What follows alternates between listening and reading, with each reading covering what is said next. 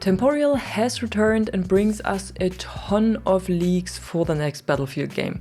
If you don't know who Temporyal is, he's a data miner and he's also done data mining for Battlefield 5 and Battlefield 2042 already, and gave us a lot of early looks at new content coming to these games during their life cycle. And he has been on a very long break for the last couple of months, and now he has briefly returned, at least that's what he's saying, that he's not doing this forever, but he's just doing it for the old times, you know.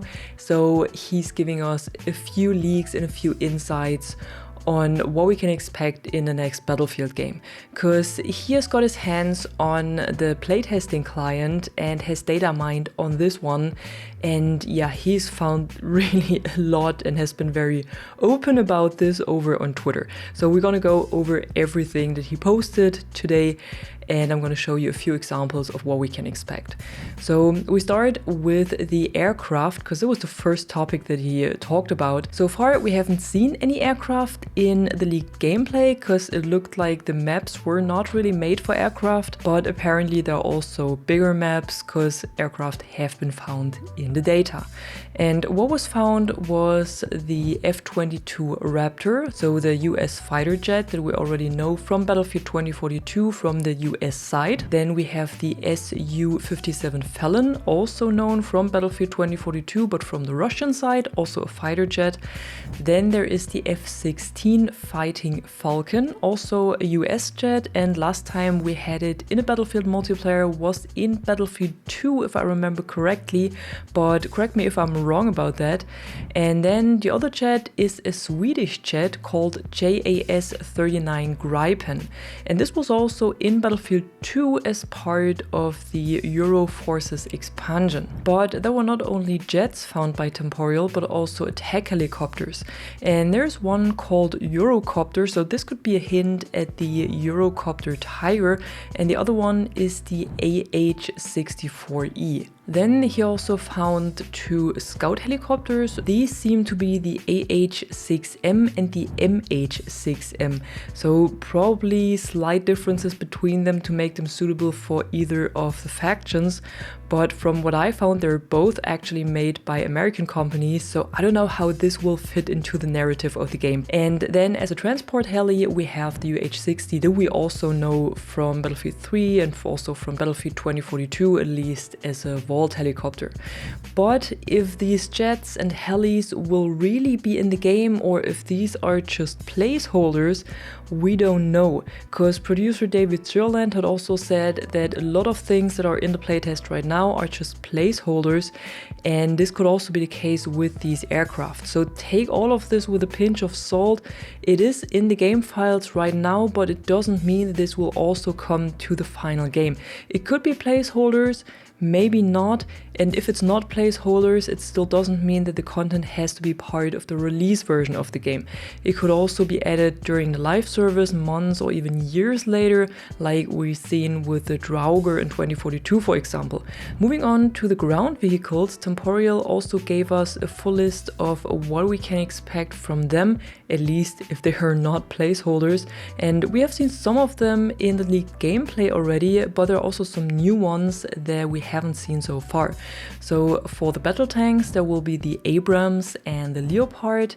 Then for anti-air, there is the Cheetah, the German tank called Gepard.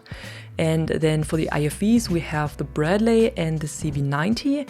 As an APC, there is the Marauder. And for the light transport, there is the Flyer 60 and the Vector. And in addition to all of this, there are also quad bikes, dirt bikes, and golf carts.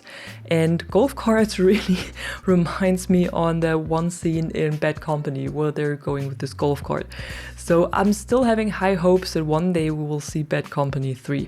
But Temporyal has of course not only found references to vehicles in the game files, but also to weapons and to maps. And here's the full list of the weapons he has found. So there are 47 weapons in some that he has found right now, primary and secondary weapons. But again, if all of these will make it to the game, we don't know. And there's also no guarantee, same with the vehicles, that they will be released at launch. So we have 8 assault rifles, 8 carbines, 7 SMGs, and also 8 LMGs. We also have shotguns, of course, and then we also have DMRs and bolt-action rifles, so quite a few weapons right there. And if all of those would come at release, this would be, I think, double the amount of weapons that we had when 2042 launched. And like I said before, Temporyal has also found data entries for more maps for the new game, aside from the battery map and the Abbasid map that we've seen in the gameplay leaks. And he has found 2 maps that are named Tala Market and Propaganda.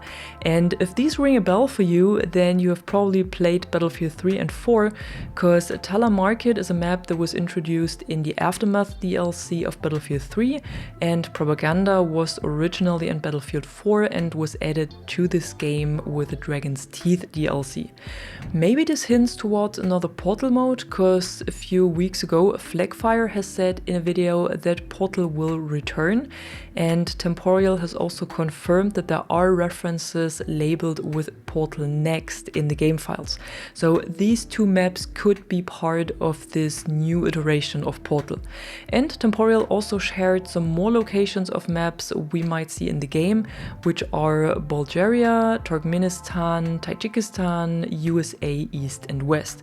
And he also writes that one map is set in Brooklyn with the collapsed Brooklyn Bridge and the Manhattan skyline in the background. And lastly, Temporyal has also confirmed that he has found Battle Royale references in the game files.